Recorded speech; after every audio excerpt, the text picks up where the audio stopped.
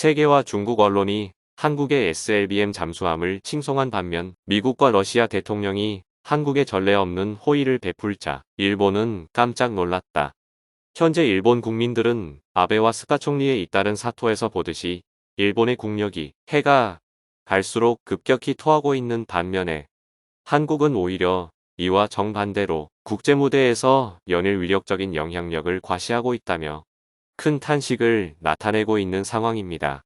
이는 최근에 이르러서도 일본 정부의 부실한 방역 탓에 일본에서 보건위기가 폭증을 거듭하게 되자 이를 보다 못한 유럽연합이 일본 국민들의 유럽 입국을 제한하는 조치를 전면적으로 꺼내든 데다가 일본의 대표적인 자동차 기업이라고 할 수 있는 도요타 자동차마저도 보건위기와 반도체 칩 부족으로 인해 자동차 생산을 대폭 감사하는 상황이 벌어지고 있기 때문입니다. 그리고 일본의 이러한 상황과 달리 미국과 러시아 정부가 한국 정부와 한국 기업을 상대로 파격적인 특혜 조치를 내놓는가 하면 중국 매체 또한 한국의 국력 상승을 대대적으로 극찬하는 모습까지 연출하게 되면서 일본 정부를 사면초가에 내몰고 있는 상황입니다. 지난 9월 9일 인도의 유력 매체인 스테이츠맨은 최근 미국 정부가 한국과의 반도체 협력을 위해 연일 고군분투를 마다하지 않고 있다며 이를 대대적으로 보도했습니다. 이와 관련해 인도 매체는 최근 미국의 고위관리가 국제사회를 향해 한국과 미국이 반도체 협력을 필사적으로 강조하고 나섰다고 보도했습니다. 이는 바로 미국과 전 세계의 탄력적인 반도체 공급망을 구축하기 위해서는 한국과 미국의 협력이 매우 중요할 뿐만 아니라 한국의 산업을 강화하는 데도 큰 도움이 될 것이라는 입장을 미국의 상무부 차관이 밝혔다는 것입니다. 그러면서 인도 매체는 미국의 상무부 차관이 여기에 더해 한국은 세계 반도체 밸류체인의 161을 차지하고 있기 때문에 미국으로서는 한국이 절대적인 파트너가 될 수밖에 없다는 입장도 함께 밝혔다고 보도했습니다. 특히 인도 매체는 미국 정부가 이러한 입장이 전혀 허언이 아니라는 것을 입증하기 위해 한국 기업들을 상대로 엄청난 규모의 자금을 지원하기로 했다며 큰 감탄과 부러움을 나타냈습니다. 바로 미국 정부가 반도체 산업을 육성하기 위해 520억 달러 60조의 자금을 지하는 법안을 마련했고 이를 통해 중국과 같은 경쟁 국가들로부터 한국의 독보적인 기술을 보호하는 데 쓰여지게 될 것이라는 입장을 밝혔다는 것입니다.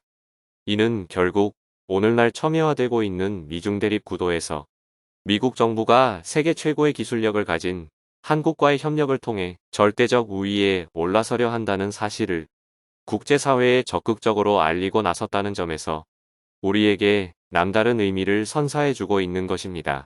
그리고 또 다른 한편에서는 한국이 경제력과 기술력뿐만 아니라 군사력 분야에서도 급신장을 거듭하고 있다는 중국 매체의 특집 보도 마저 나오면서 일본 정부를 경악해하고 있는 상황입니다. 지난 9월 10일 일본의 유력 매체인 빅글로브는 최근 잠수함 발사 탄도미사일 SLBM을 성공적으로 발사한 한국을 두고 중국 매체가 의외로 큰 감탄을 나타냈다며 이를 대대적으로 보도했습니다. 이와 관련해 일본 매체는 최근 한국이 경제력을 급속히 높인 가운데 이제는 군사적으로도 전례 없는 발전을 이루고 있다며 내심 큰 부러움을 나타냈습니다. 그러면서 일본 매체는 한국의 이러한 급성장을 두고 비단 일본 매체를 뿐만 아니라 중국 매체들 역시도 연일 대서특필을 마다하지 않고 있다고 보도했습니다. 그리고 일본 매체는 최근에도 한국의 성공적인 SLBM AI 헌발사를 놓고 중국의 유력 매체인 바이자하오가 특집 기사를 내보냈다고 보도했습니다. 이는 한국국방과학연구소가 지난 9월 1일에 도산 안창호 잠수함에 탑재한 SLBM을 바닷속에서 발사하는 실험을 성공시켰다고 보도했다는 것입니다. 그리고 이에 따라 한국은 미국과 러AIR을 비롯해 영국과 프랑스 및 인도와 중국 그리고 북한에 이어 사실상 세계에서 8번째로 SLBM 보유국이 됐다고 중국 매체가 전했다는 것입니다. 또한 일본 매체는 중국 매체가 SLBM 발사에 사용된 도산 안창호함과 현무미사일에 대해서도 극찬을 아끼지 않았다고 보도했습니다. 이는 한국이 자체 기술로 개발한 이 도산 안창호함은 3,000톤급 잠수함으로 수직 발사기 6대를 탑재하고 있는데 그 성능은 다른 재래식 잠수함에 비해 결코 가볍게 봐서는 안 된다고 밝혔다는 것입니다. 뿐만 아니라 한국이 이번에 발사한 미사일은 기존의 현무-2B를 개량한 현무-4로 최대 사거리가 1000km에 이를 만큼 매우 위협적이라고 소개했다는 것입니다. 바로 주요 외신들의 보도에 따르면 한국의 현무-4는 2톤의 탄두를 탑재할 수 있는 데다가 마하 50 이상의 속도를 낼 만큼 엄청난 성능을 자랑하고 있다는 것입니다.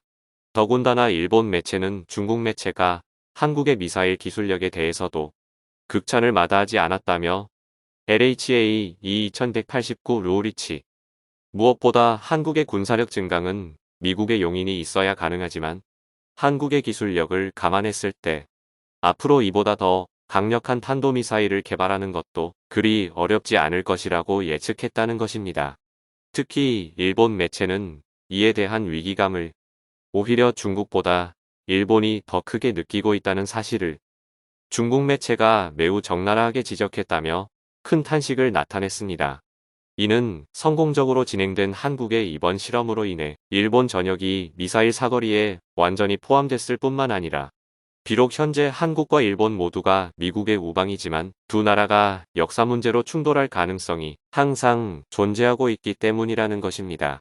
결국 일본과 중국 매체의 이러한 보도는 한국의 경제력 위상뿐만 아니라 국방력 역시도 주변 국가들을 압도할 만큼 급성장을 거듭하고 있음을 여실히 대변해주고 있는 상황입니다. 그리고 이와 함께 일본의 또 다른 매체는 러시아 정부가 이에 뒤질세라 한국을 위해 파격적인 특혜 조치를 꺼내들었다며 이를 대대적으로 보도하면서 일본 정부를 아연실색해하고 있다는 점입니다. 최근 일본의 방송 매체인 니혼 테레비 뉴스는 러시아 정부가 쿠릴 열도에서 한국 기업들을 상대로 사상 초유의 특혜 조치를 꺼내들게 되면서 일본 실향민들이 큰 탄식에 놓이게 됐다며 이를 대대적으로 보도했습니다. 이와 관련해 일본 매체는 레이야이야 대통령이 쿠릴 열도 일본명 북방 영토의 개발을 놓고 한국을 비롯한 외국 기업의 참여를 촉구하는 새로운 묘수를 내놨다고 보도했습니다. 그러면서 일본 매체는 레이야이야 정부의 이러한 대응으로 인해 쿠릴 열도에 거주했던 많은 일본 실향민들이 더욱 초조해하고 있다고 보도했습니다.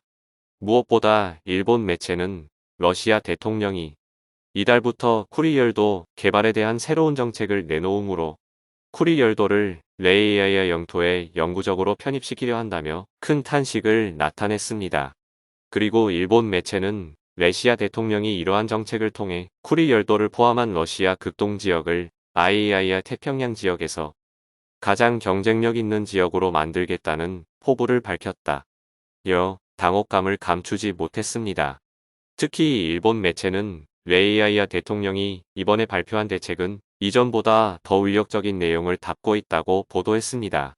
이는 외국 기업이 쿠릴 열도에 진출하면 법인세를 비롯한 주요 세금을 10년간 면제해주겠다는 입장을 러시아 대통령이 직접 밝혔다는 것입니다. 결국 일본 매체는 레이야이야 대통령의 이 같은 발표에는 일본을 견제할 목적뿐만 아니라 한국과의 협력을 추진하기 위한 포석도 함께 깔려 있다고 보도했습니다. 그도 그럴 것이 일본 매체는 쿠릴 열도를 둘러싸고 레어와 일본 정부가 그동안 공동의 경제활동을 위한 협력 방안을 논의해왔지만 끝내 난항에 부딪혔다고 보도했습니다. 바로 지난 2014년 당시에 발생한 레아의 크림반도 합병을 두고 일본 정부가 제재 조치를 내든 데다가 최근에는 역사 왜곡 문제마저 야기시키면서 레이야이야 정부가 쿠릴 열도 개발에서 일본을 배제시키기로 했기 때문이라는 것입니다. 때문에 일본 매체는 레이야이야 대통령이 한국과 중국이 쿠릴 열도 개발에 참여할 수 있도록 이러한 특혜 조치를 내림으로 일본을 본격적으로 견제하려 한다고 보도했습니다. 그러면서 일본 매체는 쿠릴 열도에 대한 레이야이야 정부의 파상 공세가 계속되고 있는 가운데 일본 정부의 안일한 대응마저 겹쳐지면서 일본 실향민들의 얼마 남지 않은 시간만 계속 흘러가고 있다며 큰 탄식을 나타냈습니다. 결국 한국을 상대로 한 미국과 러시아 정부의 이러한 파격적인 특혜 조치는 기술 강국과 경제 강국으로 발돋움한 한국과 필사적으로 협력하는 것만이 오늘날 새롭게 재편되는 국제 질서에서 세계의 절대 강자로 자리 잡을 수 있음을 여실히 대변해주고 있는 것입니다. 아무쪼록 세계 강대국들과의 이러한 다각적인 협력을 통해 대한민국이 동북아시아의 중심 국가로 자리매김할 수 있길 바랍니다. 이상 고네스북이었습니다.